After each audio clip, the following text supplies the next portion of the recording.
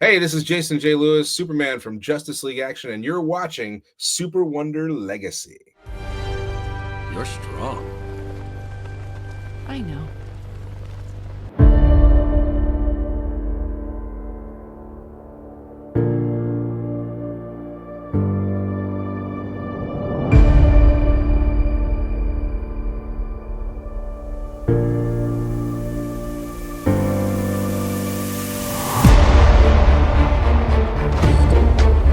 Are you a sight for sore eyes? It's nice to have someone who likes you for being you. It's okay. I've got you now. Just like in the movies. Welcome to SuperWonder Legacy. I am Jared. I am here with Britt. What's up, Britt? Hello, hello. And today, our first episode of 2026. Yes, Britt, Happy New Year. hell yeah. Happy New Year, everyone. So Britt and I thought it would be really fun because we always hear that Superman and Wonder Woman are like the quarterback and cheerleader of like a pairing thing, as that is like a refutation. Britt and I thought, let's do an episode about refuting that. But let's start off by talking about what if like the Justice League met as high school students. So I think that'd be really that'd be a really fun thought experiment. So let's start with this. Welcome to, it's called the Halls of Justice. Well done, my friend, in terms of titling. Thank you. So start us off. Okay, so this idea, of course, as you said, it comes from debunking the quarterback and cheerleader analogy that is, forced upon Clark and Diana. But it also comes from inspired by superhero girls. And we see that too, that also debunks the whole thing about it, really Diana being a cheerleader, because you see in that show that she is the born leader, of course, and even in the most recent, I think 2019 reboot or whatever of it, she was more athletic. By the way, they also did the accent in that. By the way, I found out apparently this year they're doing a reunion episode. Yeah, I guess, yeah. I just found that out. Wow. Yeah, that's pretty interesting. I mean, I wasn't really into the show or anything, but it's cool that it debunks a lot, that The funny part about it is that they have that. So have you heard how Batman speaks in that show? the how he kind of like mumbles or He something. straight up just is like, I'm like, okay, I see what you're doing there. Yeah, but then Bruce Wayne is kind of like this ultra, I don't know, pretty boy. That is so funny. That works But so well. By the way, Amanda Waller being the principal of this high school, that I could so see that. exactly. So that's pretty much what this is. You have within the halls of justice, this is a reimagine of the DCU, through youth, legacy, and education. And honestly, their heroics kind of come secondary. They might just now learning of their powers, or it's kind of like now what is that movie? Sky High? Sky High, yeah. You think of it basically as that. Um, so here we do have the many stages of the DCU. So the freshmen, we have the Justice League, Superman, Wonder Woman, Batman, uh, Flash. I was kind of at a toss between Wally and Barry, but I chose Barry. Yeah.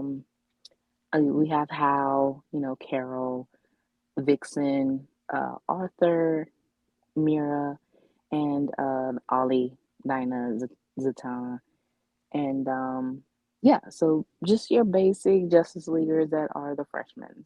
For your sophomores, you have the JLI. So basically, Guy Gardner, um, Tora, Fire, um, Booster, Ted, just those. Juniors, so this is where it kind of got complicated. And I thought, how is your junior year of high school? Hmm. And this is sort of like the transitional phase. This is where you are like you kind of get serious because you are preparing to graduate. Hmm. So with this group, it's sort of like the more obscure characters that we really don't talk about, Like you Blue know. Devil. Yeah, it's something like that. They just very much the low key class. And then you have the seniors, which is the JSA. And that is a double, meaning for knowing that the JSA are full of seniors in Yep. common, old people. So there you have it. So that is our classes. You also have the villains, um, their, respective villains within each group as well, or class as well. Great. All right. So what else you got? Um, so yeah, you already said Amanda Waller is the principal, and really why I chose her is because I think within Super Hero Girl, she was the principal, but also it makes sense because she's always wanted to be in control of the Hmm. supers or the villains. So, and just thought about it. The junior class could be members of um, different decades or whatever, but the Suicide Squad. Yeah, I was about to say. I was like, oh, that's an excellent idea, and they're Yeah, her favorite students. right. So well, my Amanda Waller here wouldn't be biased. It just all depends. She's a very strict principal for sure. Heck yeah, I like that. The idea of like Amanda Waller being in control of a bunch of superpowered teenagers, that's a disaster waiting to happen in the It best way is. possible. So of course we have to have the center of this as Diana. I wanted to say of the mascara, but I used the Diana Prince identity just for the hell of it. Well, it's her undercover thing because it's like Right. she doesn't want to like broadcast. Yeah, I'm in Amazon. And she is a foreign exchange student on basically coming to the second semester. And she meets Clark Kent, who is again the leader of of the freshman class. So he is there to help her. You they also have majority of the classes together. That works. And what you could do, because she's the foreign exchange student, who would be exchanging? Kara is the exchange to the mascara, homaging how Kara spent time there. That works.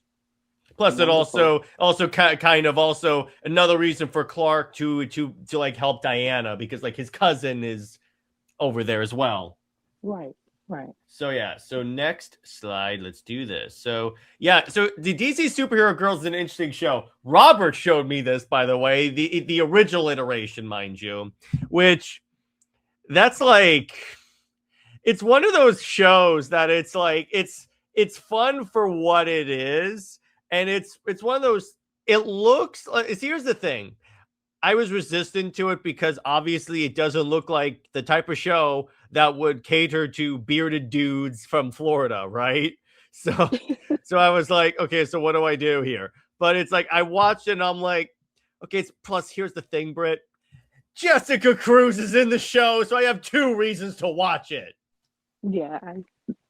I honestly thinking about this, yeah, I thought of you with seeing Jessica.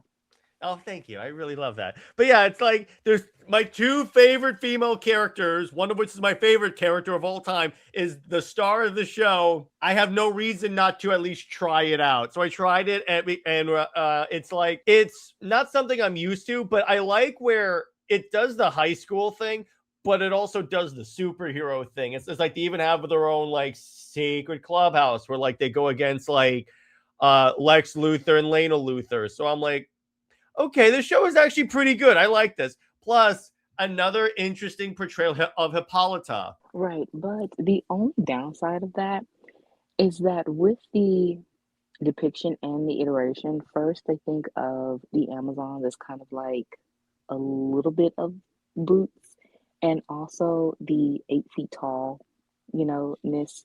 Mm-hmm. And Diana is supposed to be 17, but yeah, 17, but she's like on her license. It was like, I think like 1700 or something. And I'm just like, okay, I get the immortal part, but Again, it's synergy that she was immortal at this point in DC Comics, Britt, or like in the editorial thing. it was, and the thing is, Diana can be immortal, yes, but have her Well, born present day, and mhm. she's, you know, legitimately just 17 or so, and The other. Mhm. her immortality basically goes forward.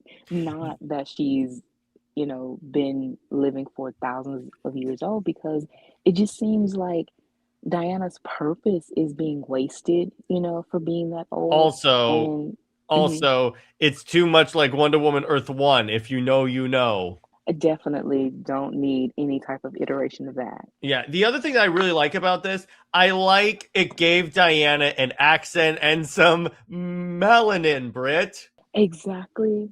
The first iteration, Diana does have an American accent, and she basically it well, she is the voice actress, very respected and known.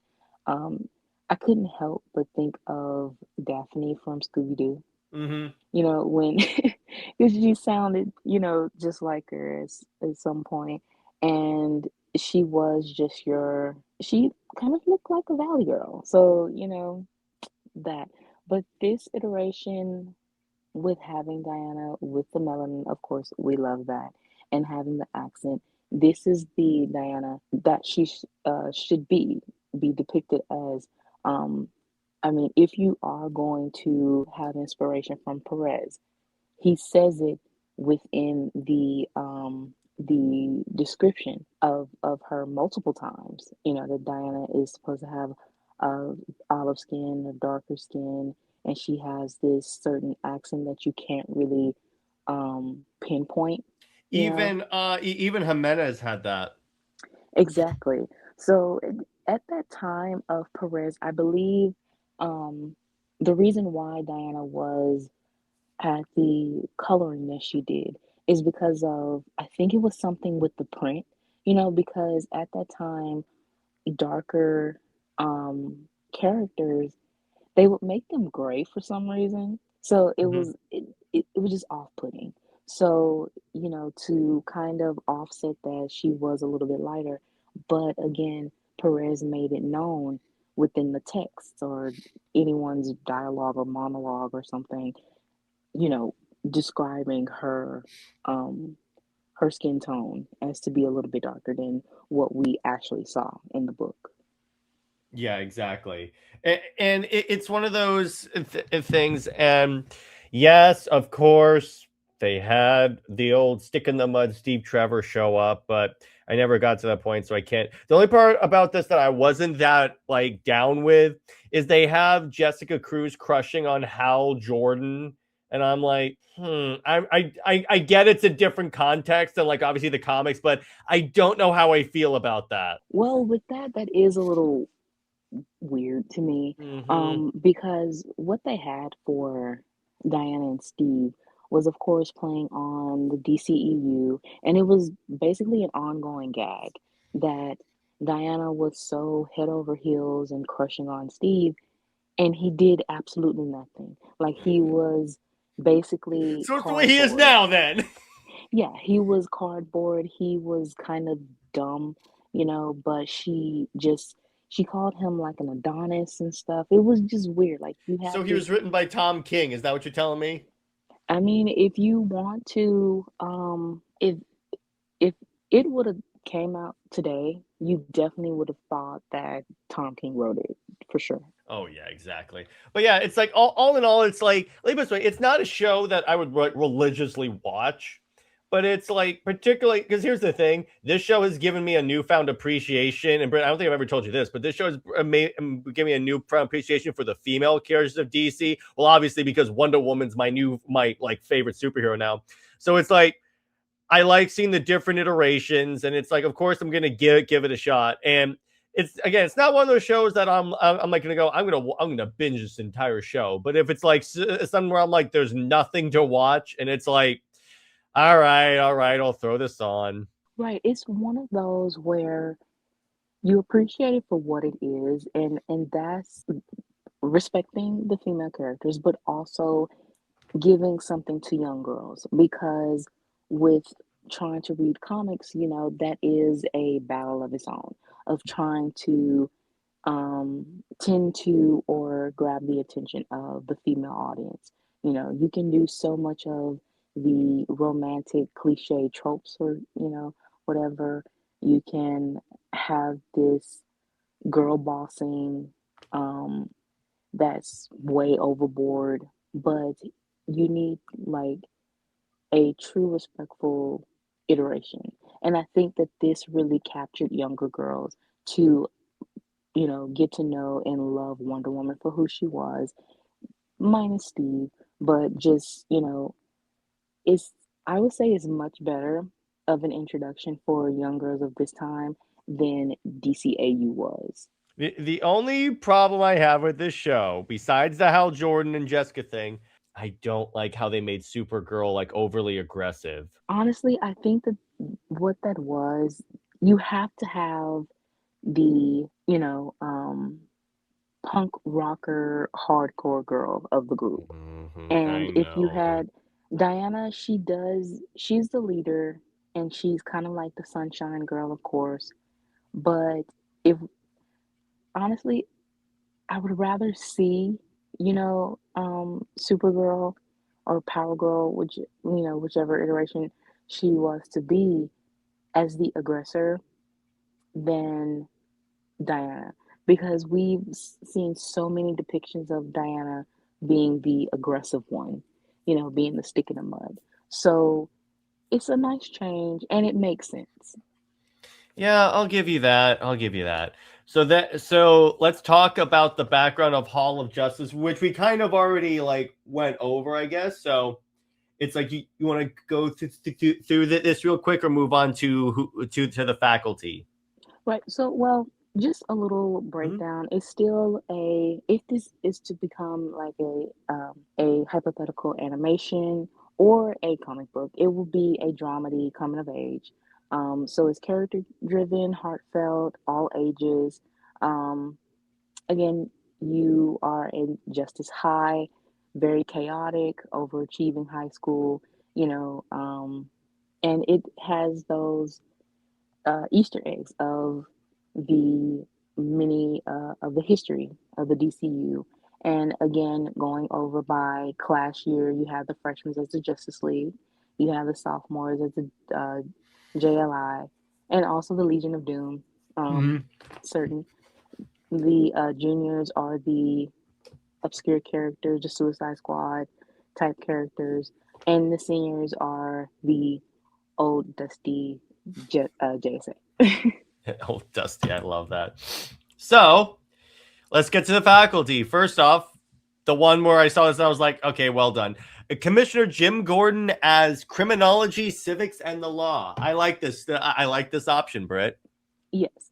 Um, with high schools, they are incorporating, advanced classes of basically what your um, degree would be in. Mm-hmm. So just to have that sort of class it's very unique, I would say. Yeah, I dig that. So it's like, and of course, Jim Gordon would be the one to talk about it, and it would be like, it would be, you can even have it where like he's that one teacher that has a kid in school in the class, and that's like Barbara, and like he embarrasses her every chance he gets. Well, that is one of the two of the next faculty for sure. Oh, oh yeah, and then we get This is the one where I was like, I was waiting for her to show up. Julia Kapetalis for World History and Diplomacy. So of course we have to have Julia. At first I was going to have Hippolyta actually. She was going to be a teacher in this subject. And just a little bit different because we have that within the new history of DC, Hippolyta was Wonder Woman. So why not say that at her time she did go to Justice High as well? You know, going back and forth, she was the foreign exchange student and everything like that. If we wanted to go that way, so I can see both Julia and Hippolyta as this, but with Julia, it does make sense because she's a professor at Harvard, and that is her subject, world history, diplomacy. She is deeply fair, she's very protective of Diana. Um, she no nonsense type thing, and she's the older of the faculty. I would say very nurturing and motherly, and yeah, this she is one that Waller respects.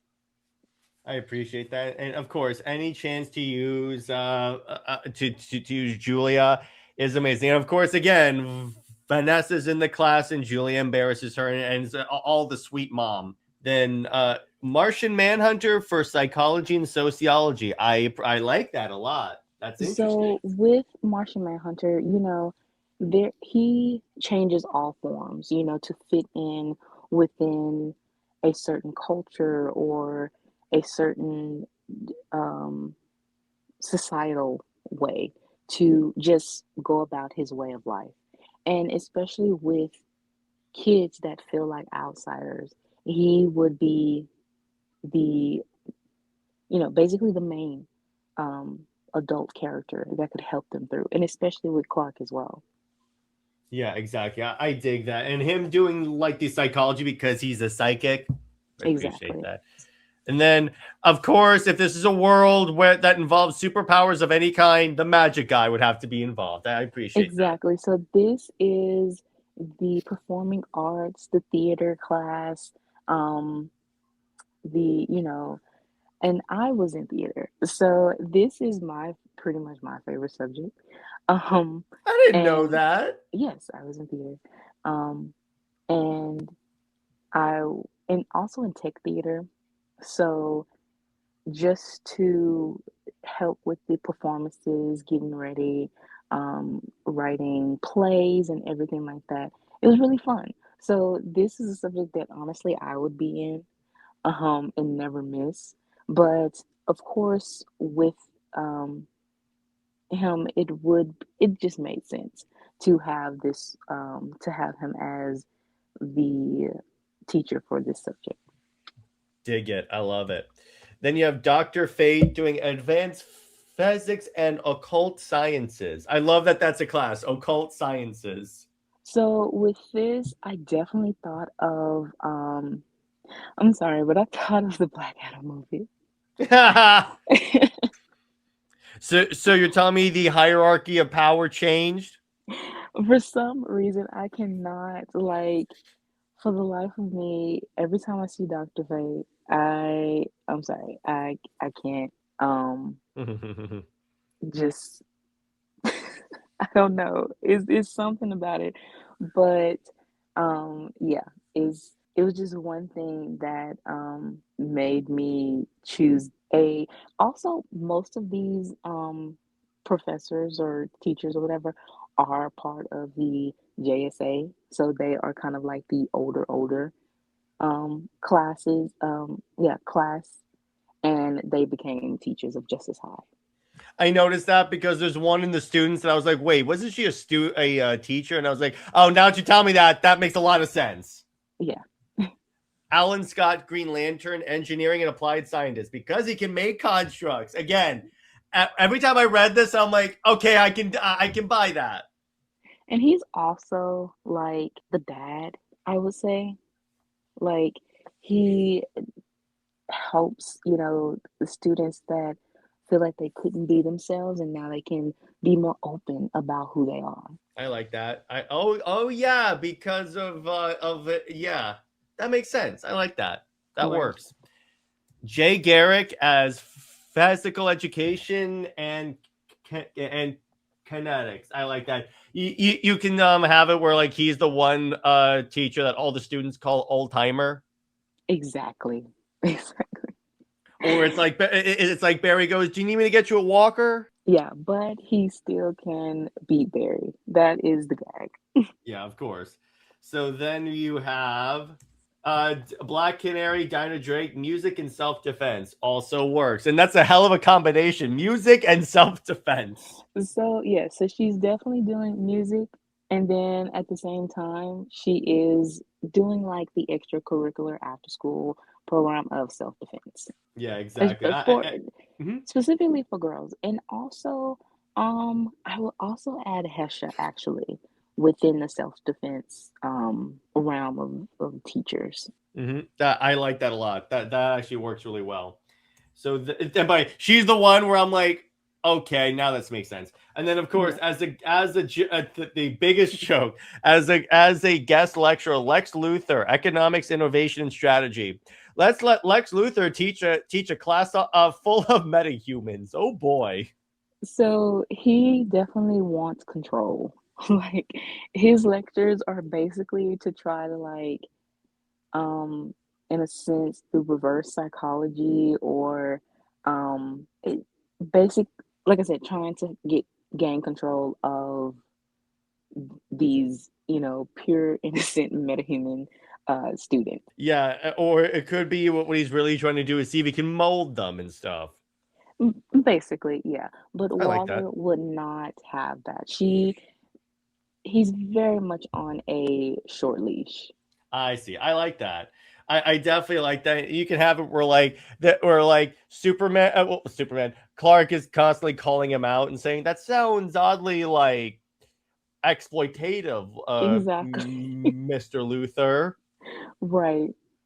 And then it's like Diana and him are always getting into moral debates in the middle of class. Yes. See, I wish this was a thing so we could actually do this because this is fantastic. Then we get to the Freshman Justice League academic life. So we're going to go through a bunch of the students to talk about their whole thing. So, Britt, take it away.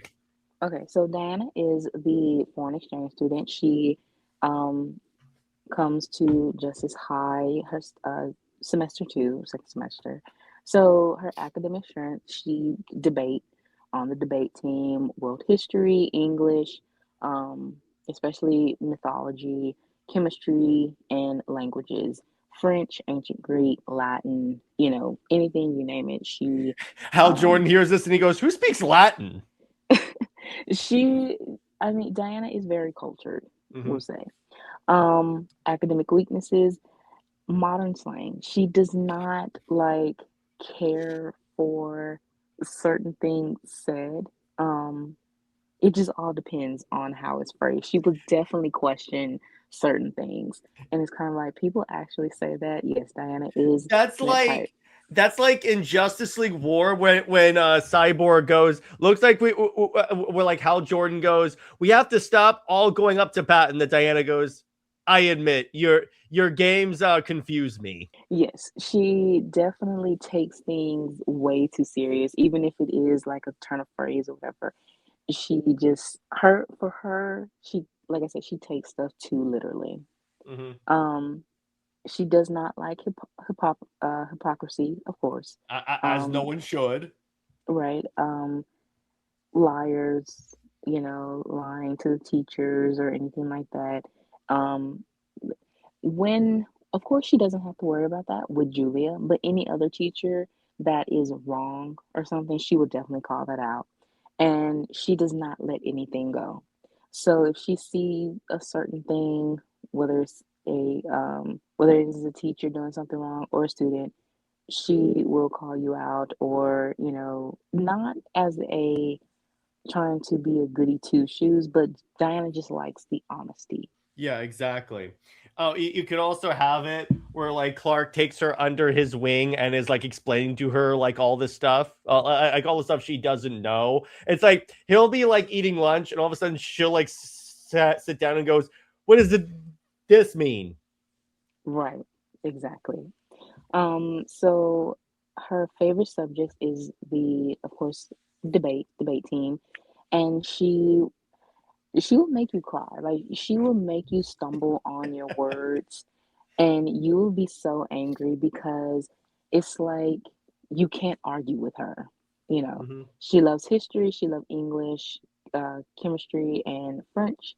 Her extracurriculars, of course, the debate team, as I said, um, model of United Nations, which basically is like government, Mm-hmm. like those governmental classes and cultural exchange programs. So she is basically into, when some schools have those cultural appreciation type programs, um, or um, those certain, not just a program like a club, but also a program where you have all students and staff, parents come to the school and perform like a certain thing, have certain um, days, festivals, like for that, cultural festivals. And basically, she is the one, as you said, she does clash um, with a lot of the staff only because she asks a lot of questions. So she will clash with Waller, just the fact that again, Waller does have her hidden motives, and Diana knows that. She will clash with Gordon. She will clash with Lex, as you stated.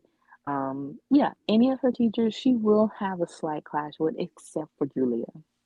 Exactly. The other thing you could have done for extracurriculars, fa- fencing. Fencing or any type of sport, Diana Yeah. will do. Yeah, and she beats everyone at it to the point where all of the guys on the sports teams are like, "What?" Exactly. Even the football team, Diana, flag football or whatever, Diana knows how she will, you know, basically study the sport and just try it out, I'd just imagine. one once in a while. Yeah. So then, our good boy Clark, or as you call him, Simp Man. So his academic strength is chemistry.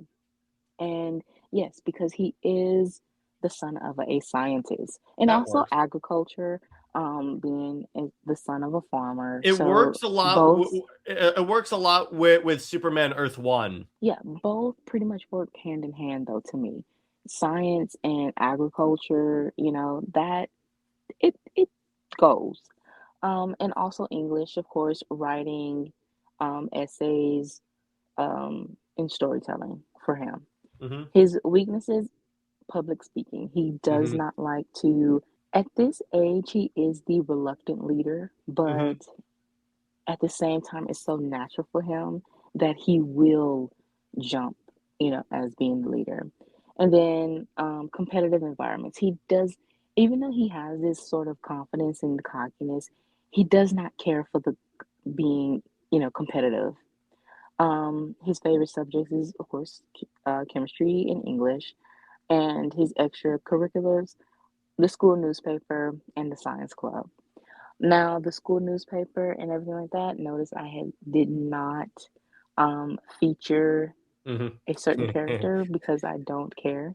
Well, here's Um, what you would do. And Britt and I have talked about this off screen, so I have to mention her once. So you may be wondering, what about Lois? Well, here's the thing about Lois. What you have to understand about Lois is that she was the popular kid that was like all the is she was the equivalent of like the high school popular girl that was popular until a infinitely better girl showed up and showed her up, which would be Diana. And Diana's not doing this intentionally, to be clear, but it's like she gets all the attention now, and Lois is very snooty. Essentially, she's Mean Girls.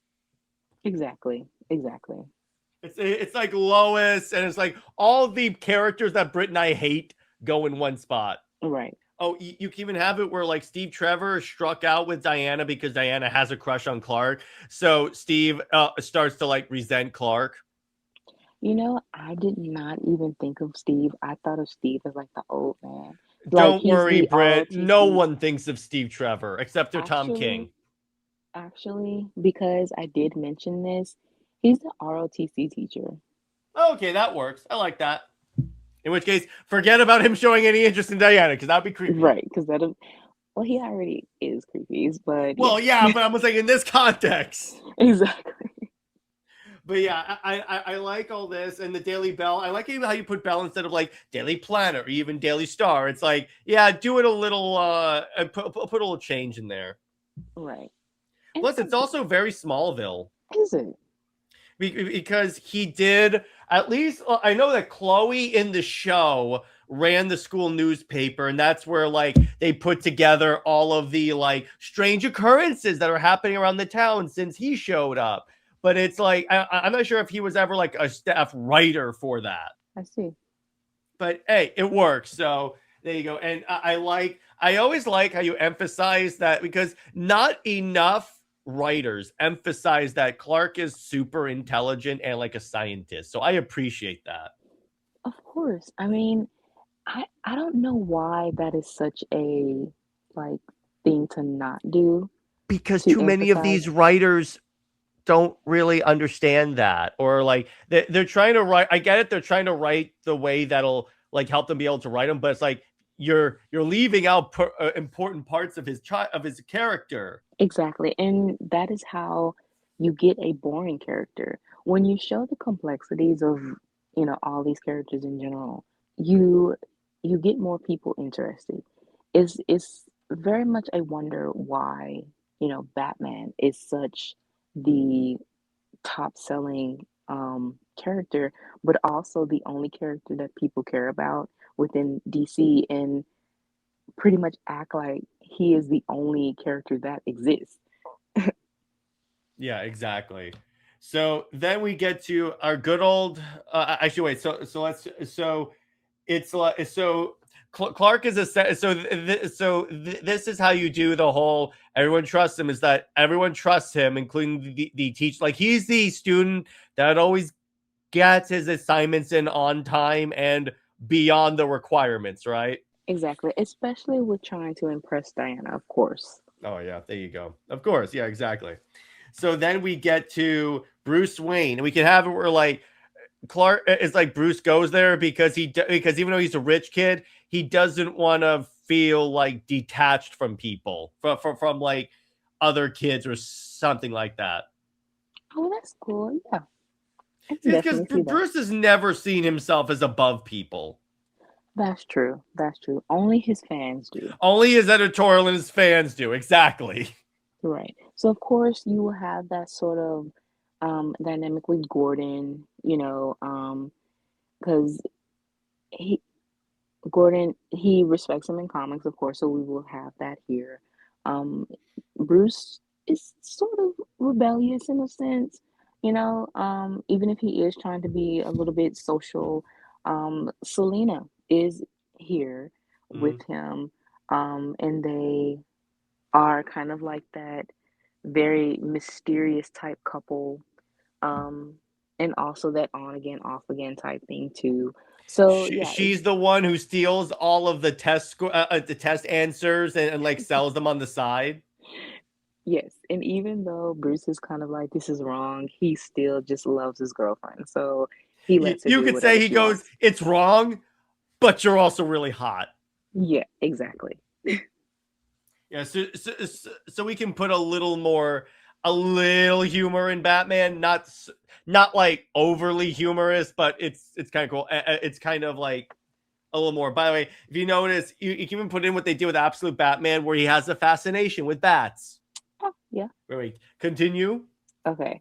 So he also, of course, we are going to do the world's finest, and it's not the clash or anything like that that is usually is. It's more so that they have this natural respect for each other.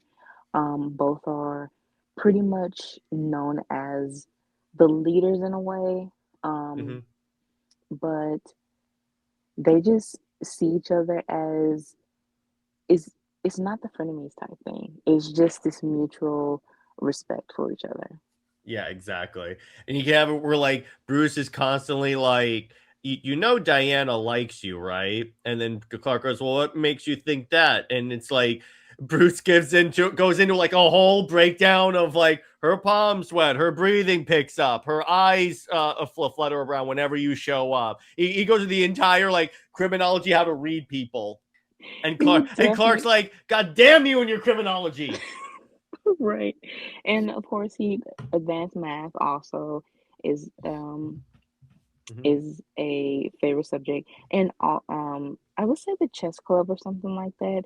He would want mental something that stimulates and challenges his mind. So he And would he plays want, chess. yeah. And also self-defense club. Oh, yeah. Martial arts, yeah. Taught by Ra's al Ghul.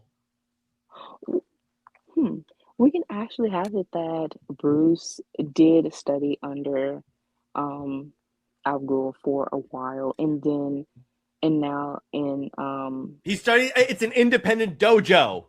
right, and then he's now studying under Dinah Lance. Oh, not That Lance, works. Drake.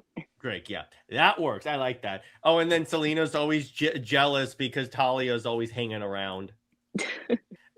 Before you guys say anything, Damien does not exist for obvious reasons. I feel like I have to say that in this world, Britt. I mean, you do have like teen pregnancies, but yeah, that is but like remember, Britt, junior year or so. we're in a world where people were talking about how Damien's son in Night Fight might have been his and John's, okay? You know what? That is why did because you do that? because they look like because the kid looked like John. I got news for you. That's called same face syndrome. Dan Morris suffers from that. That's true. I mean, the way he draws, you know, kids and women, you know, and even men. Um, I know that in one Superman issue, Clark is shirtless, but he also has scars, so he looks like Bruce.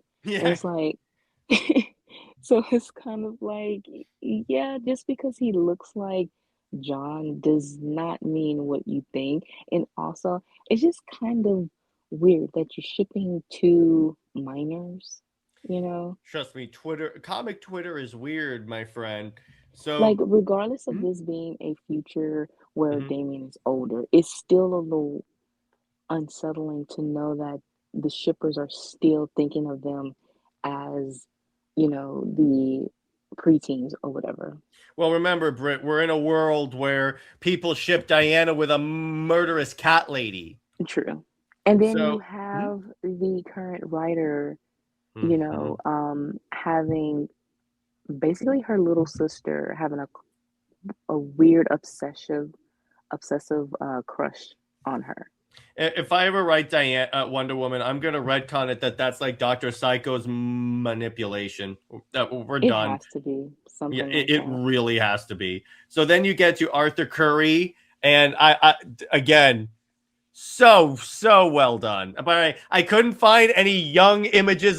This was the hardest one because I was trying to find high school images or like younger images of the Justice League. So ignore the fact that Arthur has a beard. You know, I couldn't really see that until you pointed it out. I was not paying attention. But yeah, so of course marine biology for him, environmental science. He does not like essays and does not like land politics. He just, you know, just the um very biased, of course, about being the fish guy. So yeah, he that is his nickname. He does have a crush on Mera Mhm. here. He respects Diana, and they both, you know, of course, um, really through Mera, but being of quote unquote royalty, you know, they would know each other. You I can would have say it where like Arthur and Mera and Clark and Diana are like the two couples that like always hang out. exactly. So yeah, well, with that, he does. Well, it's Clark that is respects him, Mhm. and he appreciates his honesty, and by that it meaning Arthur is also a child, or a man or whatever, of two worlds. So he is able to balance it all out, and he does not care about what anybody else thinks, and that's something that Clark has to learn, to be unapologetic about who he is. Yeah, exactly. So then, oh wait. So I see he's also on this. So what are his favorite subjects? Of course, the swim team and the Coastal Club, and it's Mhm. basically like the they would go out and say, um, help get the trash out of the rivers and ponds and lakes, and things like that. I see. I like that. So then Barry Allen. So, as I said earlier, I did go back and forth between Barry and Wally. The one thing about the Teen Titans, of course, of the Titans, they are like, of course, in middle school. So Mhm. they, I, I wanted to incorporate them, but yeah, they are in the middle school, so that's a total different thing. But for Barry, he, of course, physics and chemistry. His weaknesses are deadlines and patience. His favorite subject is physics. Extracurriculars are the track team and the science Olympiad. Um, and he talks fast, he thinks fast, and it's basically like his mind is faster than what he says. So he's just always on the go, always trying to, but he's also always late. So it's kind of weird. It's kind of like, Mhm. okay, so you might as well just slow down. Like you, it's doing you no good. You're terrible at timing, but he is somewhat of a jokester, so he is lovable. I dig that. I really like that. So then we get to Mira. Okay, so of course, Mira, pretty much the same as Arthur, but she is more on she does not mind politics, so she wants to know more about land and basically how to merge the land and sea together. She and her favorite subject is environmental science as well. She is on the student council and the debate team. She does have this friendly rivalry with Diana when they are sometimes on the same team and sometimes not. It just all depends, but they like the basically to test each other in a sense. So, Mira, just as unapologetic as Arthur is, she and Diana has this mutual respect. They are pretty much become best friends instantly, and Arthur would only listen to her. Yeah, exactly. She's the only one. Like when Arthur is about to get into a fight, she's the one who like talks him down. Exactly. So then I was waiting until Amari showed because I'm like, if I know Britt, Mari's gonna be in here. Of course, of course. So Mari, she is in anthropology, biology, and ethics. She her weakness is overcommitting, and it's basically like like I said, the social scene and everything. She loves just being in so many circles as she can. Her favorite subject, as I said, anthropology and world cultures. Her extracurriculars are animal advocacy club, track and field, and fashion design. She basically bridges worlds. She's socially fluent, morally grounded, and she is basically the one that keeps the group together. Yeah, exactly. So then we get to Carter Hall. Okay, so Carter, he is archaeology and ancient history. So his favorite class is basically Julius. He does not like the modern theory. Uh, his favorite subject is ancient civilizations, and extracurriculars are the history club and flight training. He treats history personally, and you know, as I said, too personal, as in like, in a sense, the Easter egg of having him as a reincarnation or so. So he truly believes that too. Oh, that's great. I love that. So then we get to Shayera Hol. So she, tactical studies and leadership is her strengths. Her weaknesses, diplomacy. She is the fighter, I would say. Um, she likes military history and strategy. She, for her extracurriculars, combat sports and ROTC. So this is Steve's class. I love her weakness is diplomacy. Yeah, she's like, I'm not dealing with that. I'm just gonna fight my way through or whatever. I'm not going to try to come in peace or whatever. But she does, I would say, learn from Diana though, to that she has to just calm down in a sense and just be a little patient. I see. I like that. So moving on, Oliver Queen, and of course, the minute I see I was like, please, yeah. At the minute I saw Oliver Queen, I'm like, please tell me he's in the archery club. And the idea of him being in a political science and a debater, I'm like, that is hard traveling heroes right there, Britt.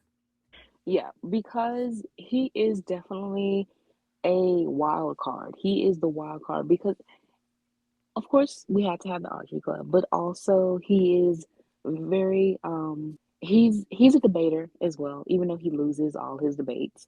But he is very into the social justice, you know, and political, deeply into that. And I think that's pretty much why he gets the attention of Dinah, even though he gets on her nerves. Mm-hmm. Yeah, exactly. So tell us more about Oliver Queen as a student. Okay, so of course his strengths are economics and rhetoric, and it's basically him. He loves he- he's not like Bruce, where Bruce does not care for his money. Oliver does, in a sense, but he uses his money, or to help with the school, to help with other schools and things like that. His weaknesses are authority and restraint. He does not care for Waller. He does not care for any types of rules. He does his own thing, um, because he feels like he's Oliver Queen, so he can do whatever. His favorite subjects are political science and debate, again, even though he loses. And his extracurriculars are the archery club and social justice coalition. He's very loud but passionate with his loudness.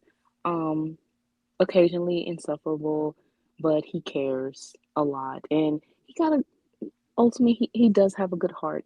He's a little bit conceited, um, but again, just Oliver being Oliver. Yeah, exactly. So then you get to Dinah Lance.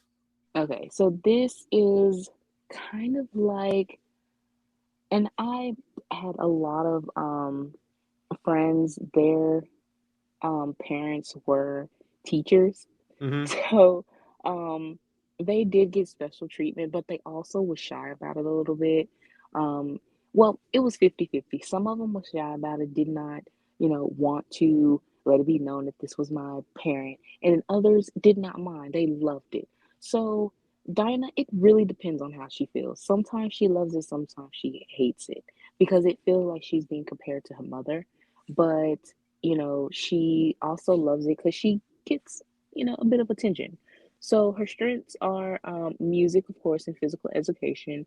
Her weaknesses, basically traditional academic. She does not care for it. She just loves music and fighting. She can do whatever. Um, of course, favorite subjects, music and self defense. Extracurriculars, the school band and martial arts club. Um, she's fearless. She's empathetic. She's she's the first that befriends Diana. And that goes back basically to Perez is an homage when Diana first meets Dinah. And even though Dinah at that time, like she didn't really care to be Diana's friend, so we're gonna switch that up a little bit. But it's just the fact that Diana still had respect for Dinah. So we're gonna balance that out a little bit. I love that. Yeah, that works. So then you get to Zatanna Zatara. So again, here's another student that loves the fact that her parent is a teacher. So she loves the theater. Um, she loves performing arts and linguistics. Mm-hmm. And her weakness is structure. She just does not care. She loves uh, to be chaotic a little bit. She loves the exaggeration, the basically of performance. If you know a theater kid, you know that there is a lot of dramatics, a lot of exaggerations that goes within that. Yeah, exactly. And So, mhm. so her favorite subjects are theater and creative writing, extracurriculars, the drama club, of course, Mhm. and magic, ethnic circle. So, basically, this is just, in a sense, a club that loves to do magic, whether it teaching you the basics to the more extreme magic tricks and things like that. Mhm. Um, I like she, that. Zatanna is very talented, but she is a little bit insecure. And again, because of her father and how he does put a lot of expectations on her. And so she tries to basically, meet his expectations, but also do her own thing. Yeah, I like that. That works. So then you got my boy Hal Jordan. So with how his strengths are aviation, theory, applied physics, his weaknesses, authority, Yep. just like Oliver, and long-term planning. He is just going with the flow of things. He I does not love care.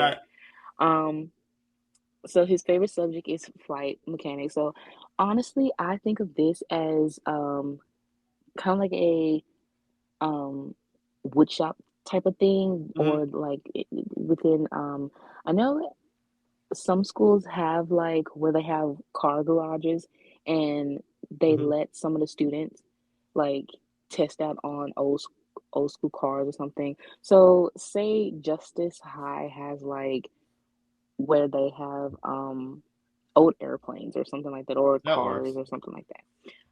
Extracurriculars are the flight club and the test pilot program. His personality, he basically adrenaline and belief. He does butt heads with Carol, but he trusts her and he loves her. He fell in love with her. Oh yeah, of course. Speaking of Carol. So with Carol, very business minded. She loves engineering. Her weaknesses is delegation. She Hmm. does not care to just tell people what to do, except for how. Um, so her favorite subject is aerospace, engineering, and business strategy. Her curriculars are engineering club and internship program. So Carol is basically very composed. She's brilliant. She's ambitious. Um, the teachers, they see her as the future leader, and how he sees flirty competition and admiration. Yeah, exactly. So then we get to the class dynamics, class chemistry So highlights. so this is basically just, of course, the chemistry and the dynamics. Of course, we have our main two, which Clark and Diana.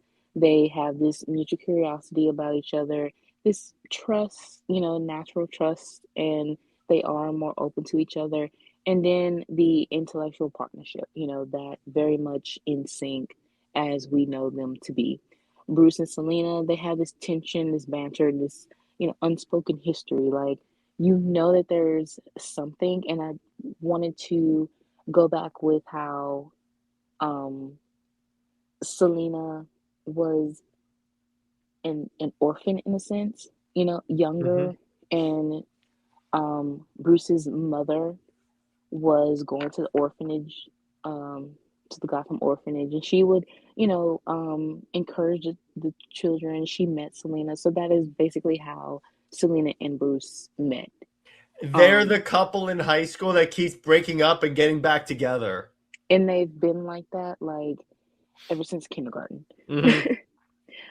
Mera, Dinah, and Carol, they are the power trio. They're the leaders, in very different um philosophies. And is even though Mari and Diana are the natural leaders, they are more quiet about it, while Mira, um, Dinah too. I mean Dinah and Carol, um, they are the ones that are more open. Mm-hmm. So Diana, she is the one that basically people will go to, and she's like, "Wait, why are you coming to me?" And they're like, "Duh, because we trust you, and you're honest." And so she doesn't really um boast about it in a sense. Barry and Hal, they are the Chaos Twins, and also Oliver within that. But when you have Barry and Hal, and especially with Barry trying to, uh, you, he's basically trying to quiet, Hal, or make sure he doesn't get in trouble. Um, Even though Barry thinks everything Hal does is funny, he still tries to, um, just help him out a little bit, especially with Carol. He doesn't want him to mess things up with her. And then Oliver basically versus everyone. He tries to get into debate, and Oliver I mean, versus everyone. I love it. and he is a menace with that. And then Mari and Dinah, they are the emotional support for the freshman class, and they try to act older than what they are, basically. I love that. That actually works. You did a great job with this. Thank you. So, so Britt, tell me. I thought Clark and Diana were the cheerleaders of DC, the cheerleader and quarterback. Tell me why that's freaking BS. All right. So, as we've gone through all of this and knowing the history of these characters, do they sound like the jock and the cheerleader? No, No. because even though you had like John Byrne, um, have Clark as this all-star, football player, high school football player, And Lana was the cheerleader, by the cheer way. and That's where that exactly, comes from. exactly. Lana was the cheerleader. Even in Smallville, Lana was a cheerleader. Clark was the football player. But honestly, Diana would never be a cheerleader. She loves dancing. Yeah, sure. But in a cultural sense, what we saw in Power Couple in issue 7, Diana loves to go to the club to go listen to the music, and just being free, like a social butterfly or something.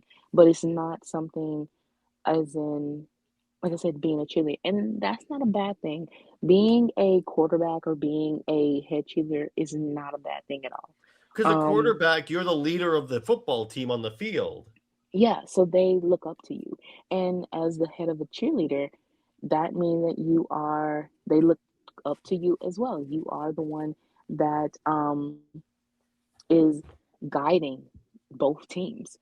So with the way the detractors put it is very belittling to their characters. You have it in this so shallow sense, very this elitist social dominant type thing, but that's just not who they are. Exactly. So now let's get to okay, so here's the thing. It's the lazy stereotype. And the thing about it is like when you look at why they call her the like the cheerleader, and I'm like, okay, wait a minute. The thing about it is that they're talking about Diana being like to your point, a vapid, the quarterbacks being dumb jocks. And I'm like, you realize what you're saying about Superman and Diana as characters? No, they don't. That's not what that is. Yeah, it's so outdated and reductive of the trope. So the cheerleader, you have this vapid popularity, and the quarterbacks are these dumb jocks, and their relationship is very shallow. But that's only if you watch like some of the movies or whatever where the jock is the bully. Um, putting the nerd into the lockers and stuff like that. The cheerleader being the mean girl. So does that sound like Clark and Diana? No, exactly. So it's like that's the point about that. I'm like, wait a minute, that's not what that's not what these characters are. And you saying that just proves that you don't understand the character. But again, it's because you know why a lot of these people probably were never the quarterback or the cheerleader, so they have resentment for that type of idea, and they'd rather them be with the frumpy people.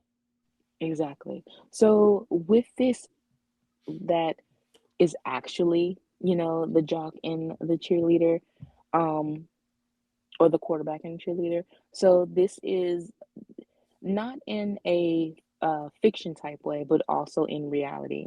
So in order to be the quarterback or the head cheerleader, you have to have high academic achievement.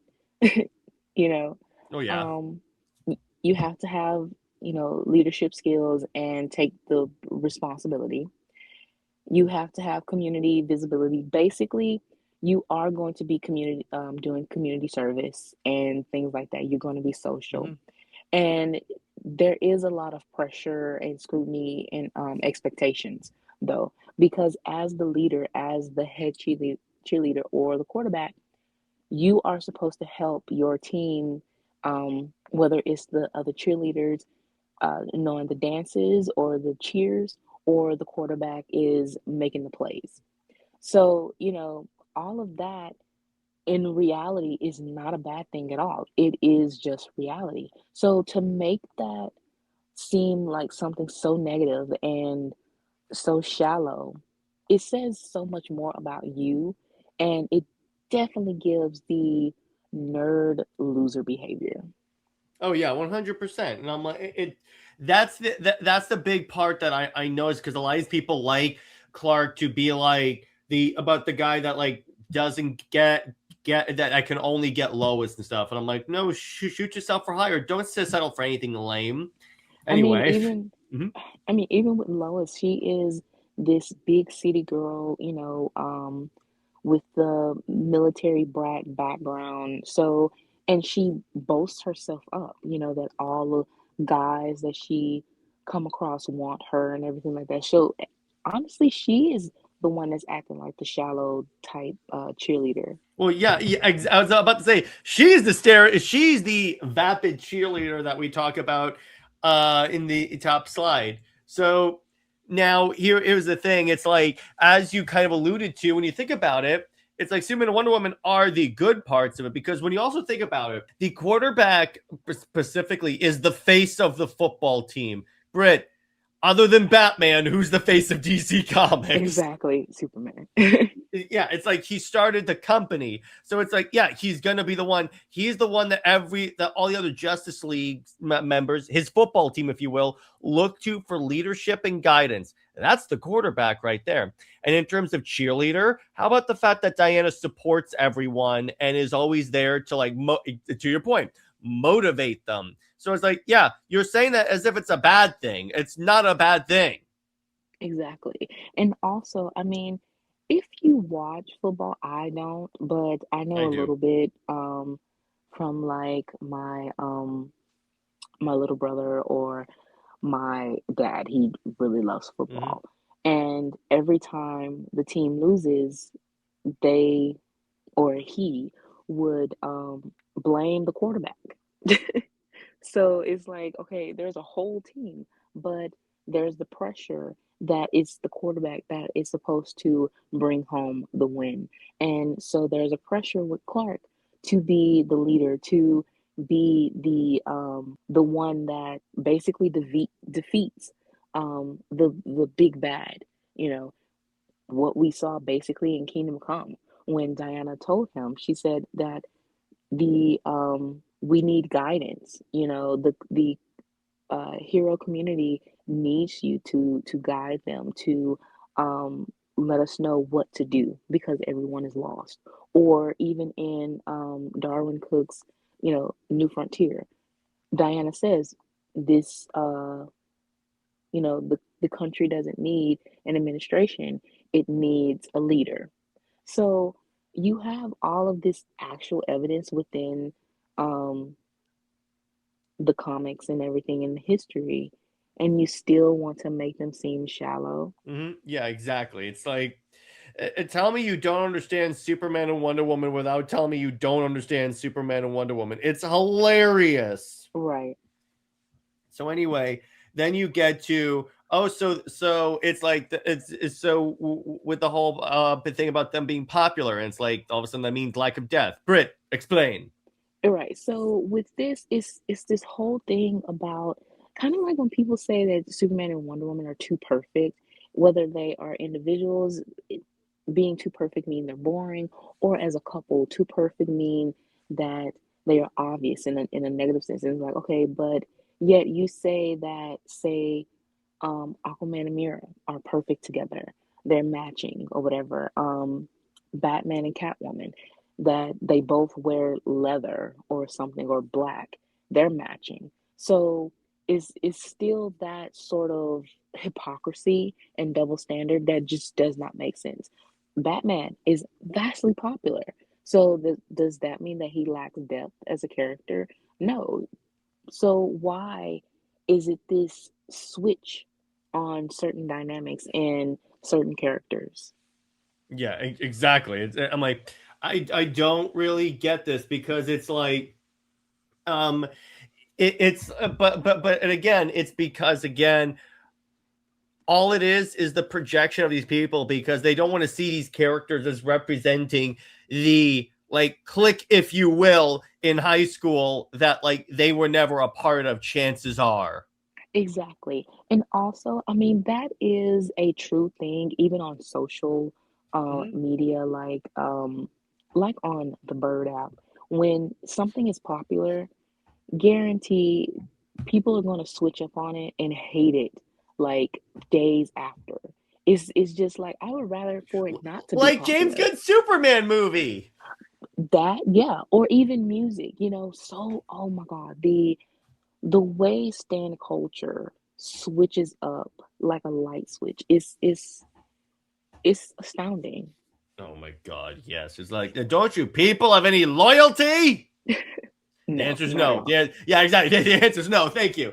But it's like, but that's the part about this. Everything these people do, Britt, it's about projection. It's about like you even told me that there are people that like don't want actual relations just because they have Clark and Lois.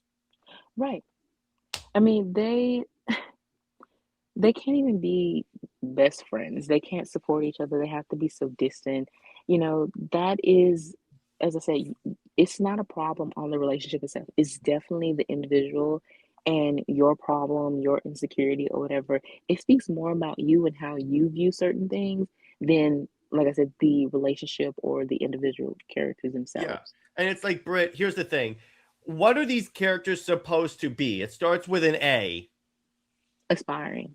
Exactly. That's exactly the word I was I was thinking of, because that's the thing about superheroes. They're supposed to be aspirational. You should be striving. That's why here's the thing: when people talk about these characters look too hot or unrealistic body standards, and I'm like, here's the thing with Clark and Diana particularly. I'm not talking about like a random Amazon or something like that, but it's like, Hmm. okay, here's the thing, particularly with DC as opposed to Marvel. I've said this 80,000 times on this channel, are supposed to be like the gods amongst men. So of course they're supposed to be like the over. Have you seen any statues of like the Greek gods? Right. So it's like, what are you going to aspire to?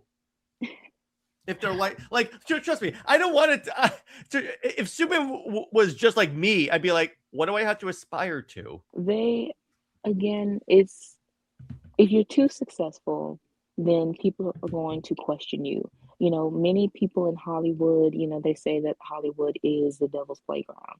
And if you are successful, that means you sold your soul to the devil, or you are in the this whole Illuminati thing. sacrifices and all that kind of stuff. You can't just have this person that's successful that has worked hard for what they have achieved, or they have this natural talent that has worked for them. No, it has to be some sort of trick, because people just love to hate, basically. Exactly. So then we get into again, Clark and Diana are like the highest level of performers, if you will, because Clark is a Pulitzer Prize winning journalist, as you said. He's a scientist. Again, he's the ideal superhero that Clark and forget Batman. Clark and Diana are the two characters that every Justice League or that every superhero aspires to be. That is 100%. Diana was a freaking ambassador for her people. So it's like, when you really look at it, they're not the stereotypical form of like quarterbacks and cheerleaders. They are the hyper idealized forms of them. But even the stereotypical type thing, they are still like the utmost of exactly what that is, though.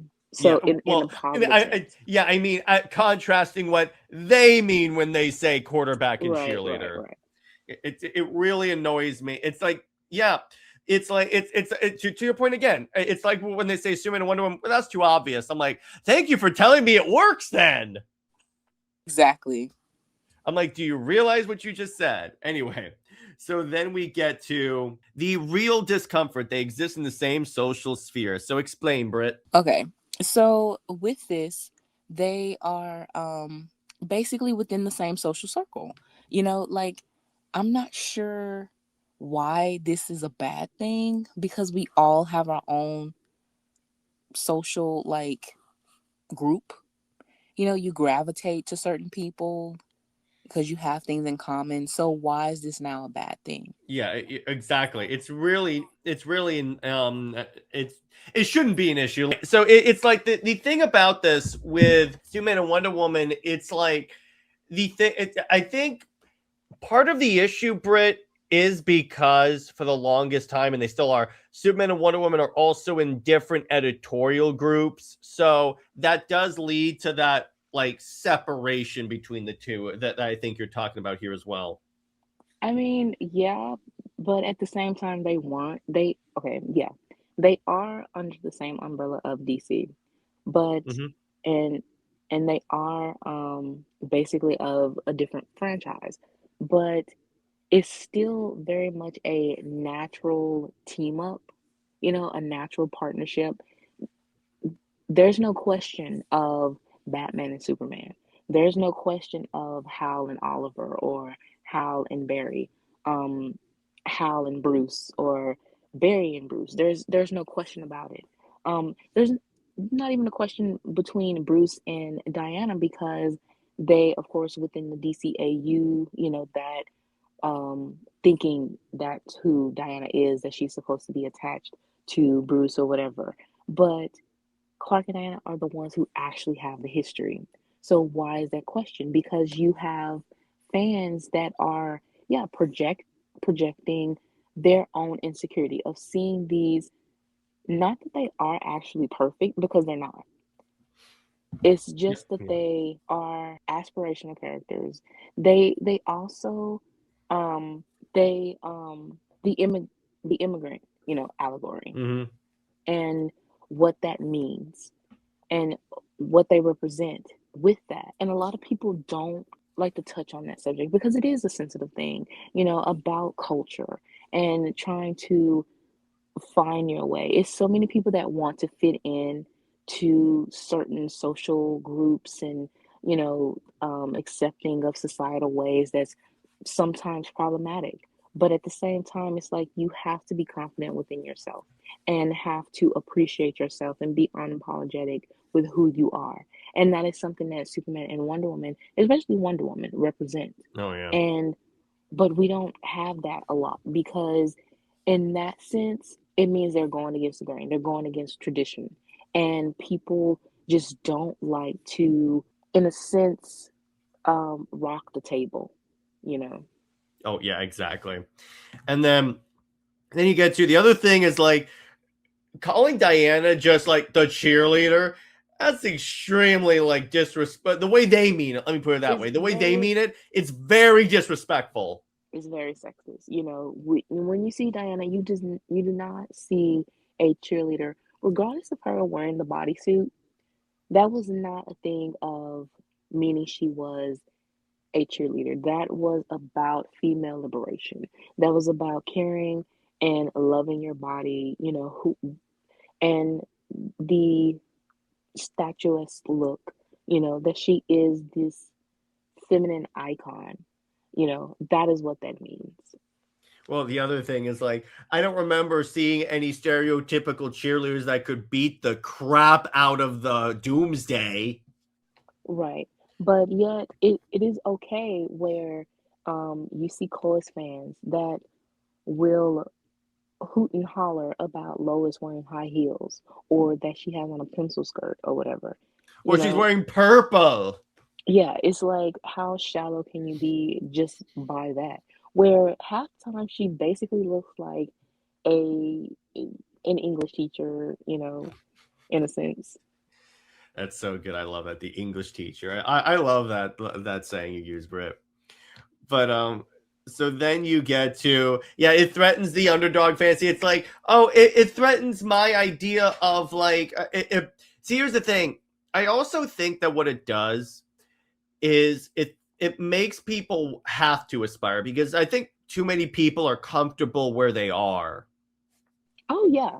When you are content where you don't want to, as I said, rock the table, they want Superman and Wonder Woman to basically belittle themselves, to go on this person's level because they don't want to achieve higher. But the thing is, Superman and Wonder Woman are the epitome of being the best of the best. And what you can achieve, what you can be. No, you're not going to be able to fly or anything like that. Be realistic. It just means be your best self. Be honest with yourself. And a lot of people don't want to do that because they don't want to be judged. They don't want to have whatever authority figure or whatever, you know, I guess, feel as though they're disrespecting them. But you would rather disrespect yourself. You would rather hide part of yourself. That, no, that's too much emotional distress. No. You need to be honest, and that is what Superman and Wonder Woman represent. The underdog thing, they tried to have that with Batman, that he's the underdog, but no, he is definitely the He has alpha. too much bat armor to be the underdog. Yes, is and with saying that he is peak human and stuff like that, and how Diana respects him because he is, basically he can humble gods or whatever, or Well, what Britt, do you know the origin of Zur and Ah? who? Okay, so this was a Grant Morrison thing. As soon as I explain the concept of this, the first thing you're going to say is that is so Grant Morrison. So Batman was concerned that he would essentially like this is something that would kick in if he was ever compromised, if Bruce Wayne was ever compromised. The idea is that Batman created a backup personality, like legit a DID personality in his mind that would be dormant unless Bruce Wayne was compromised, and that would take over his body essentially. And it's basically him being Batman all the time. That's how crazy this man's contingency paranoia is. We doing too much here for Batman. Yeah, I know. Or it's like, remember in the Zdarsky run where he fell from space? Yeah, and landed without like being flat as a pancake. Well, that he also was able to be in space without anything covering his mouth, and I guarantee you that Yeah, bat suit is not a valid spacesuit. I understand the fantasy, I understand this fiction, but at the same time, If he's just a dude, that goes much too far. but also it's kind of like if you are going to have Batman do this, but then you say Superman is supposed to be like humbled and he is supposed to be like this, just end up as a farmer or something. Again, the hypocrisy and the double standard. You're going to do the power fantasy is okay and accepted here for the character that's supposed to be just human, but then you want to tame the character that is supposed to be living larger in life. That that's such an imbalance. Exactly, and it's that's why there's a lot of resentment among the other DC fans of the battle, because like the more you worship this character, the more it leads to like, okay, you can't then challenge him because it's like anything he can overcome because he's Batman. And I'm sorry, the because he's Batman thing is the biggest load of sugar honey iced tea I've ever seen. Exactly. So then we get to now. Why don't you explain to the fine people at home and the detractors that are inevitably watching this because they can't help themselves? Why does the cheerleader and quarterback thing actually help Superman and Wonder Woman? Okay, so again, they understand the responsibility that of being the leaders of their certain group, you know. They have this mutual visibility, meaning, Superman and Wonder Woman are seen as celebrities, even if they don't want to be. Um, Also in the public leadership, they guide the world, they guide. So with the quarterback and cheerleader, they're basically guiding the whole school, to the game victories or the hype of the game or certain things like that. And the emotional labor, of again, if the football team loses, it's the quarterback that is is being called out instead of the whole team. So he takes the responsibility. The and the head cheerleader, the same thing. If one of the other cheerleaders um, messes up a routine or something, then it looks bad on her that this certain cheerleader or whatever was not prepared. That you didn't practice enough. You didn't have that individual practice to make sure that you got all the steps, or maybe if they do have basically throw the girl up in the air and they don't catch her, then it's kind of like, you should have worked harder with that. And she is to blame. So yeah, a lot of things go within this analogy, can go with Clark and Diana, but in a way that actually goes within their character and really implied with the stories that we know of them, with their battles, um with their stories of learning who they are, of trying to be a leader. And as I said, Kingdom Come, Spirit of Truth, New Frontier, even Power Couple shows you exactly who these characters are and how this is implied. Yeah, exactly. So then we get to the conclusion of this whole thing. Basically, it's like, don't call these people, the quarterback and the cheerleader, before you actually understand what that means. Exactly. It is about, again, knowing these characters. But then again, as we know, the people of Twitter don't know these characters, as we've explained many times, Britt. Well, we're just going to have to keep explaining it until it, is drilled into however many heads. Yeah, exactly. So then let's get to our reviews for the week. So Britt, tell me about Green Lantern 10. Okay, so here we are basically ramping up things. And as you told me, I think you told me this a few weeks ago, or kind of alluded to it, about the central power battery. Yep. And basically how now it makes sense. And it's like, why are there so many Green Lanterns of Earth? And again, you have the art is so like majestic, and it's giving like 3D pop out. I love the colors. You also have this light-hearted type backup with Guy Gardner, Booster, and Lobo. And it's basically a comedic thing, and honestly, that dynamic of Guy and Lobo is funny. Yeah, because Guy is basically the Lobo of the Green Lanterns. That actually makes sense. Yeah, he kind of is when you think about it. a lot of summer plots and stuff, it's a lot of Jeremy likes to set up things. He does pay off certain things, but at the same time, like his long form um stories or certain plots, you can definitely tell that, well, as I said, it's a uh long form sort of thing. So he sets up a lot of stuff. He might come to it and in that particular issue, or it might takes a long time or a while to have that certain payoff.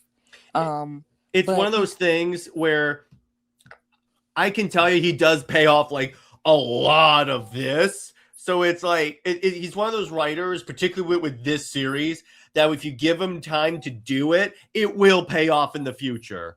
right. You can definitely tell that. And also with this issue, it basically goes into the first start of it was more of how just trying to establish himself, back on Earth, back with Carol and everything like that. And now you're going back to the more cosmic type adventure. Yeah, and then what you're going to see, I'm going to give you a little tease of what you're going to see. You're going to see United Planet Lanterns have something that makes them a bit of a challenge for our lanterns, and it leads to certain individuals returning to action. That's all I'll say there. Oh, cool. And the thing that I love about Adams's run, because so many writers, Britt, have struggled with this, he gives every lantern something to do. Because Joe has something to do. Kyle, Simon, hell yeah, Jessica. Every human lantern gets something to do. None of them feel redundant. That is the key thing here. Well, that's good. I mean, yeah, because it is a big cast, and you want to have them as individuals and very unique. Yeah, no one feels redundant, and they all have something to do, or else you would question why are there so many lanterns. So he's definitely using that to his advantage. Yeah, it's like later on, I think a couple of issues after this, he would launch a side book alongside this called Green Lantern Corps, where it's all about the extended Green Lantern family, and it's so good. I may add that on to your reviews, but trust me, that's the one where Jessica helps Mogo overcome trauma, because she obviously is the subject matter expert when it comes to dealing with trauma. And it's again, the thing about Adams is he always feels like whenever he writes a book, he knows what the fans of that book want to see, and then he delivers it. It's not like where he's like, I know what the fans want to see, but I want to tell my story. No, he shapes his story according to what the fans want. Right. Which is why he would be a great person on Wonder Woman. Because, Britt, you know what he did before this? Mm-hmm. So King wrote Heroes in Crisis, which was a character assassination on Wally West. People thought that Wally was a broken character. What did Jeremy Adams do? Successfully reinvigorated the character. Right. So you could say he's made a career out of fixing Tom King's mistakes. It should get, a little tiresome to do that, Mm-hmm. But reportedly, he has a Wonder Woman pitch. He wants to write for her. So I'm like, when was the last time we had someone that wants to write for Diana? Right. So it's like, we'll see what happens with that. But and Zermanico's art on this is, you bring up a great point, because everything feels great, particularly in terms of scale, but the coloring. Green Lantern is one of those books that obviously you need very good colors. And to your point, this all feels like it actually glows off the page, like it was a gimmick glow in the dark comic book. And I'm like, that is what you want for Green Lantern, because you want to really oversaturate that green. Yeah. That's really what you want. But so how do you rate Green Lantern 10 out of 10? I'll definitely give it, I'll say 8. All right, there you go. That works. And the story gets really, really, really just goes nowhere but up from here on out. And I think in a couple of issues we have the Absolute Power tie-in. I think it should be like 5 or 6 issues from now. I have to see. But so there's that. So then we get Bomb Queen 10. Now, let me tell you this. All right, this was another issue where it was a pain in the ass to find images to pick that didn't have Bomb Queen's boobs out. But so I like the fight between Blacklight and Bomb Queen. And I also really like, again, the emotional like payoff of this issue with with Blacklight and her mom. I also like the reveal that her little supercomputer was actually an egg that was holding a clone of Bomb Queen that was released early by accident by the cat. So that's why the clone of Bomb Queen is a teenager whose powers are very unstable. And I go, oh, that's clever. As soon as the thing like opens, I'm like, I did not see that coming. But I'm like, I kind of like this. This is actually not bad. Yeah, it is very It's trying to balance out the raunchiness and also the dramatics and everything, and telling you basically the history of how Bomb Queen and just this her town, the whole world came to be. Yeah, and it's like there are some of these issues that go heavily into the raunchiness, which those are obviously not my favorite issues, but these ones are like, Right. I feel like it seems to me that as this series progressed, it got a little bit more, for lack of a better term, mature with the storytelling. Exactly. You are definitely going to see that. And the reason why is is basically the time shift and how the audience and everything consumes certain things. So in the beginning, when this was released, basically raunchiness and everything is gonna grab your attention. Mhm. But after that, it goes into basically like the certain era, the trend of what's um being said, what is the subject of that certain era. Like how in future times you will get like the more political with the presidents and things like that. Yeah, exactly. And it's like it's and the thing about it, the other thing that I attribute to this series having less raunchiness is the fact that Bomb Queen is still a protagonist in the series, but she's not the only protagonist. Like all of a sudden we're seeing like Blacklight's story and like all those other heroes. So it's like it's not necessarily solo focusing on her. Exactly, because they all come together as, again, why are they relevant? Why are they even who they are? How did they come to be? And it all ties into Bomb Queen herself and her um origin story. Yeah, exactly, and I'm looking forward to that. But yeah, I like the world building of this entire series in the way that it's like handled. Because at first, when you're first reading the first series, it seems like okay, it's a series where she blows up superhero of the week. Now it's like okay, so it's an actual story here. I appreciate that. Exactly. Again, the raunchiness was to basically get your attention, and some of the characters, you can tell which ones are going to just be blown up or Oh whatever yeah. because they are, a one and done, but some of them actually are, like I said, part of her story. Exactly. And honestly, if I had to rate this issue out of 10, this one's going to be a solid 8 or a 9 in terms of that. Because again, it's like I'm of the opinion, I like to say, I'd rather not have raunchiness at all. I'm a prude like that. But if I have to have it, keep it to a minimum, just so you don't like lose the series' identity. But you also keep it so because there are so many books that rely too much on raunchiness, like the freaking boys. And it like completely takes away from the story that's being told. Like, why is this happening right now? Exactly. It just all depends. If you want a certain story or whatever that's, requires raunchiness or something like that, it just has to make sense and has to be the right time of of that certain thing. But other Exactly. than that, honestly, it's very secondary as long as Mhm. it's a good story. Yeah, and the art on this is actually pretty fun, and then it progressively got better as the series goes by. So that's actually nice to see, and Yeah, it's like the rest of it is like really, really fun. I definitely enjoying this series.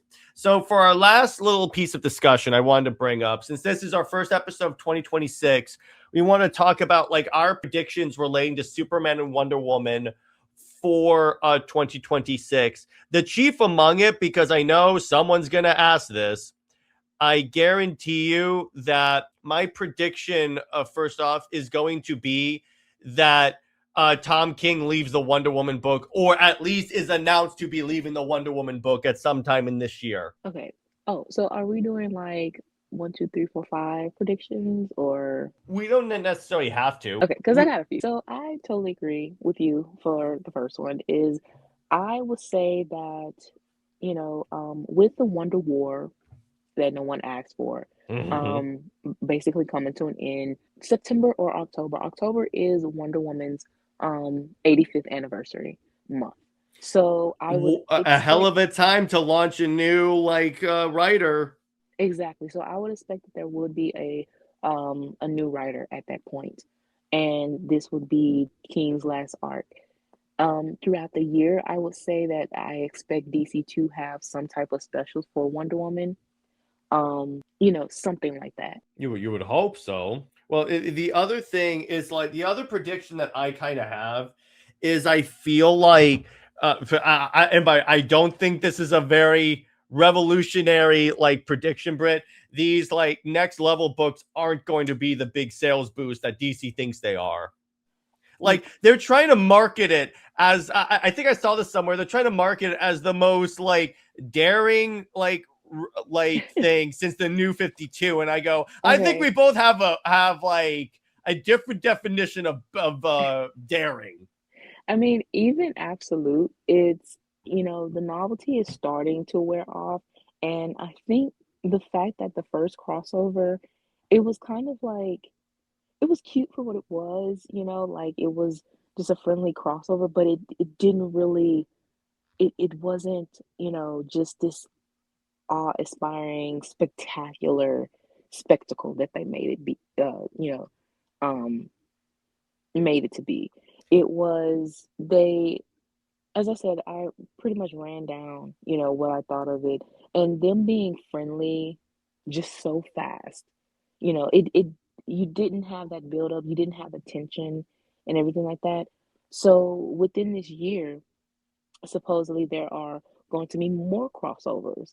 And how Snyder said that, it's all supposed to be different and exciting, but it really doesn't feel like it. Like as we said, with how we expect or hope for Absolute, um, Diana and Cal to meet, is that she sees him basically as this lost child just as she is, and but he is kind of like this fallen god in a sense too. Mm-hmm. Honestly, the bad god thing was pretty much an Easter egg or just a funny little joke, but it doesn't really fit Batman. Just because they really played on the height thing and that he was this big um Bane bat thing, whatever. But no, that doesn't go an emotional sense for Batman. Exactly. That is mostly for Cal, like this red angel type thing because of his cape being, made of the dust of Krypton and stuff like that. You need that emotional um resonance with them. Honestly, my expectations are very low for the meeting. Really? So, right, surprise, surprise. But, it is what it is.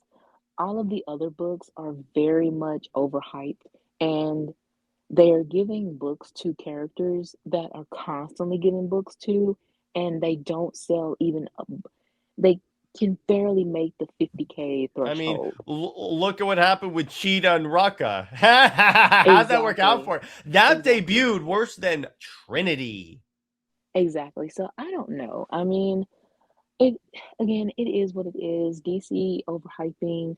I would rather have Clark and Diana have respect again and have crossovers and stuff, things like that, or just some type of you know, some semblance of their relationship that, and Diana to have respect. As I said, this is the year of her 85th. So I would expect something um with her. Also the expectations of the casting, Mhm. if her movie is to be in 2028, I would expect probably within that time of October. Then again, it's a toss up with not knowing who the character, the new female lead is in Man of Tomorrow. So again, it can be a toss up between Diana and Maxima. But if it's not Diana, I would expect her casting to be in October, and also the release date and everything that goes within her movie for 2028. The director, all of that. So yeah, again, really all of my expectations are very low for anything. So I'll be surprised if it's something actually good. Now here's the other question I'm gonna ask that's Wonder Woman related, and then I'll give my answer to this because I know someone in the comments is gonna ask this. What do you think is going to happen with Chucky baby? Because if King leaves, it's like they're gonna have no reason to really include her. Do you think now? Is there a possibility that like she only exists for the purpose of this run because maybe like they have to go back in time to prevent this entire future from happening, and that ends up undoing Trinity? Honestly, she's going to end up like the Super Twins. The Super Twins were only Philip Kennedy Johnson's like pet characters, but Williamson only had them in one issue, I think, in the background. And then he mentioned them like one more time that they were off somewhere being babysat, and you never see them. They were forgotten. So if anything, I would say that even DCKO, you know, Trinity was They unreferenced her. she was yeah, she was referenced, unreferenced, and then when in the same issue or so, you have where they say that the Justice Leaguers were with their family, and know baby Trinity. Like, Yeah, my prediction is that so here's the thing. I think that what's gonna happen is they won't is like this way. If King does not retcon her out at the end of the run, because King knows that she is unlikable. That's a big development. But my prediction is if a writer doesn't overtly try and fix her, I think that what's gonna happen is they'll ignore her. The baby will like be on the island, let's say.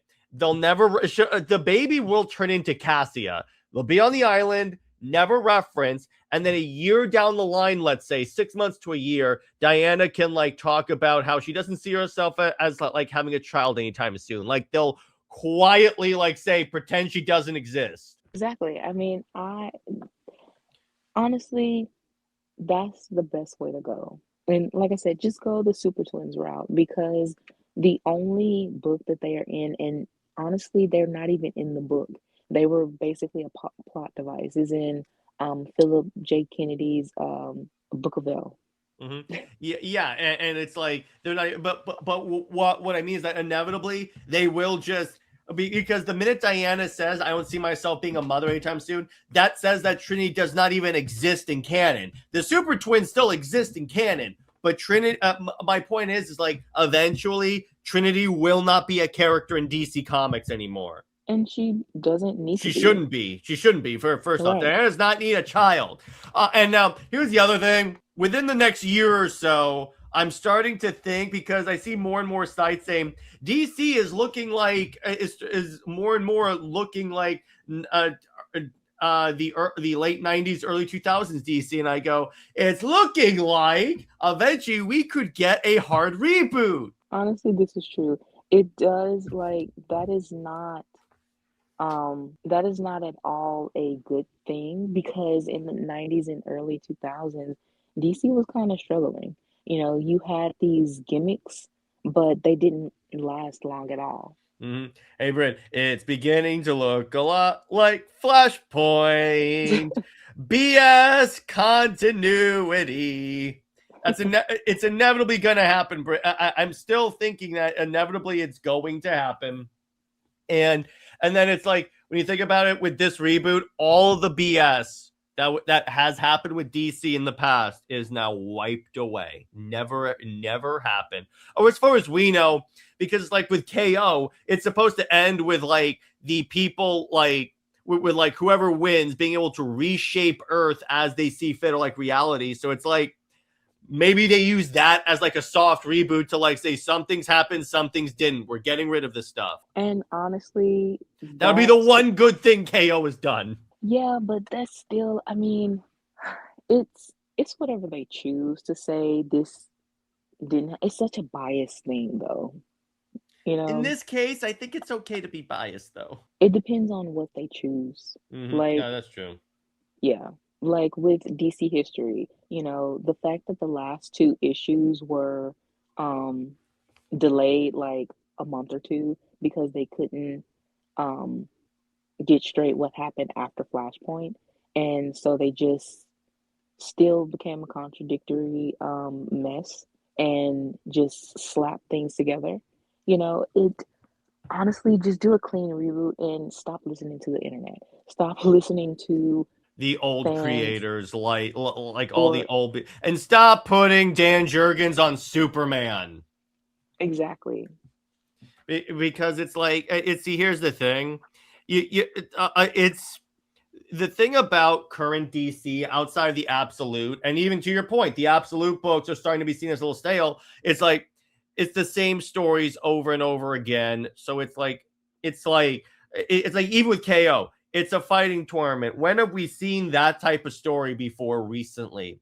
Like all the time. So it's like, if you're doing the same storylines with slight variations, people pick up on that and they're like, why should I care? And but even with the Absolute universe, it's now being indicated that like, instead of like promoting like the main line, it just cannibalized it. I mean, the main line has been a mess since 2016. Oh yeah, Um, exactly. yeah, they are. It's a losing battle for everyone. Like I said, you're trying to hype up these 90s to the early 2000s books, you know, relaunch them or whatever. And again, they can barely go for 50K.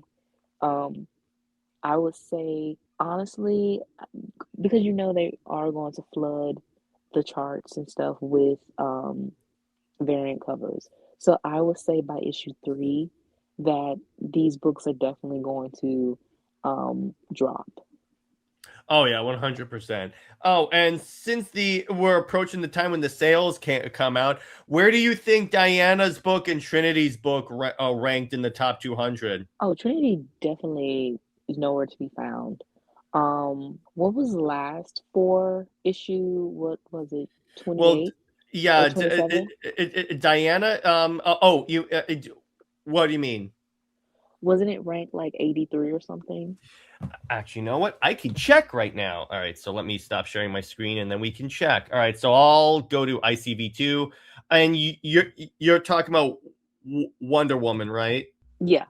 Because I think, all right, so that was November. So let me go to November and then I can check that. Because if I remember correctly, so Absolute Wonder Woman was in spot 10, and Wonder Woman 27 was 85. Okay, yeah. So that's definitely going to go.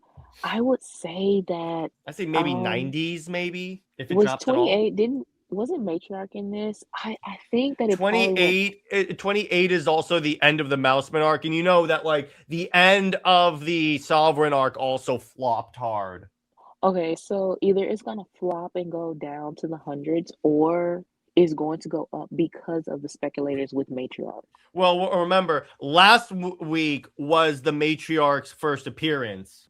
Well, yeah, but they also do that like for the second appearance, especially with how she is supposed to be defeating whatever the villains and stuff. So yeah, it could be. You mean off screen? right, but yeah, I could see it go down to the 90s, or because I've always said DC is not going to take like severe action unless it drops to the 100s and stays there.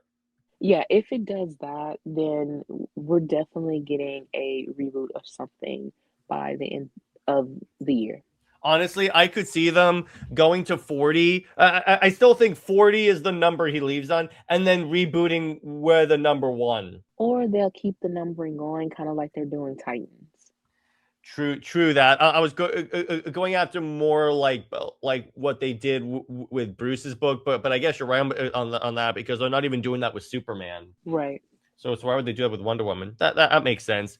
And yeah, with last month's Trinity being like at 190 out of 200, yeah, I would not be surprised if that series has been a complete and utter flop hard. It has never risen. It has gone straight down. And they know that. So it's kind of like my question is why, as a business, do you continue to give chances to these books or these characters that obviously are not financially sustainable? Yeah, at that point, when you go to and you deal with Trinity, that's why I have a little bit of thoughts in the back of my mind that they will inevitably retcon her out of continuity. Like there will be no Trinity because it's like the character is not popular. They've admitted that the fan base does not like her, and the book has never sold well. The other thing that would be the test is because remember, the Wonder War is taking place in the future with Diana and adult Trinity. It's going to be all adult Trinity. You can't hide behind baby Trinity. So it's like, is this going to be like the moment where King redeems the character? Probably not because it's Tom King. Or is this going to be the moment where, because King knows people don't like him, so people don't like her. So it's like, does he try and fix it or does he try and write it out? Honestly, I don't see how Trinity and Diana, what do they have to say to each other except for talk about Steve? So it's going to be That's what very they'll awkward do. and stiff. That's what they'll do. They'll talk about Steve, or Trinity will bash Diana, both physically and verbally, as we know by this series, about staying on her ass all day because she was so upset about Steve dying.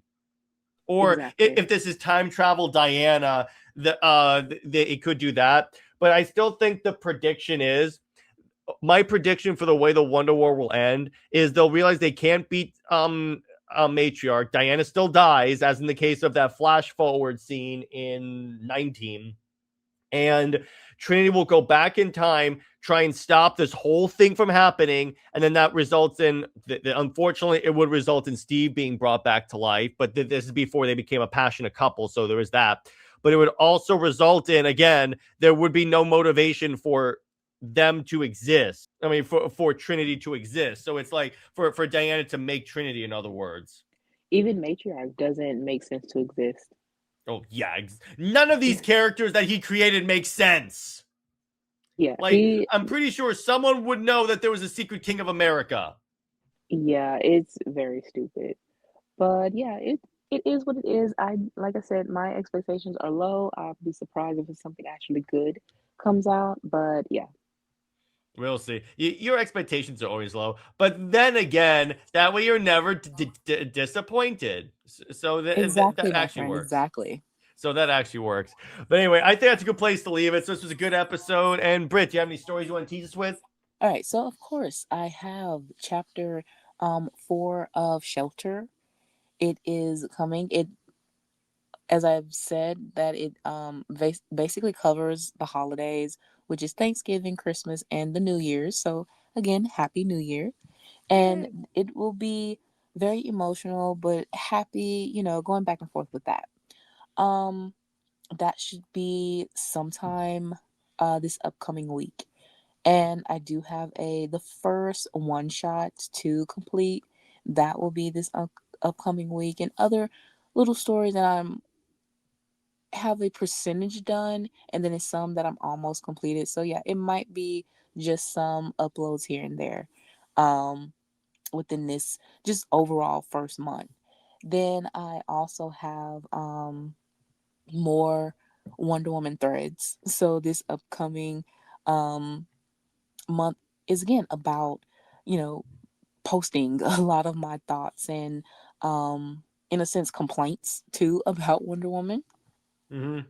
So the first one I have, of course, is the analysis of the New 52. The second one I have is Diana's children, quote unquote, um, I'm at a toss of which one I want to post first. So I'll probably flip a coin at some point to see which one. And yeah, and then um it's just, if anyone is supporting on Instagram, and also with the Diana and Cal Facebook page too, that is interconnected with the Instagram, thanks for the support, because just natural of the general audience, this fandom continues to grow, and the following, and the fans, truly gravitate and resonate with this pairing. And it's so fun to see the comments and the messages, truly giving positive vibes and love for this couple. And yeah, it was great to see all of that love to start the new year. Hell yeah. And then as for me, I will be relaunching the comic on the 16th of January. So be on the lookout for that. I'll be sure to drop all the links and stuff. So we should be funded this time in terms of achieving the goals. So we'll roll with that. And yeah, so that's about what I got there. Stay at work, everyone. Remember, Lois Lane is Lois Lane, and she's the biggest drama queen of the school. Zoe's the Maxabet for life. I'll see you guys later. Bye-bye.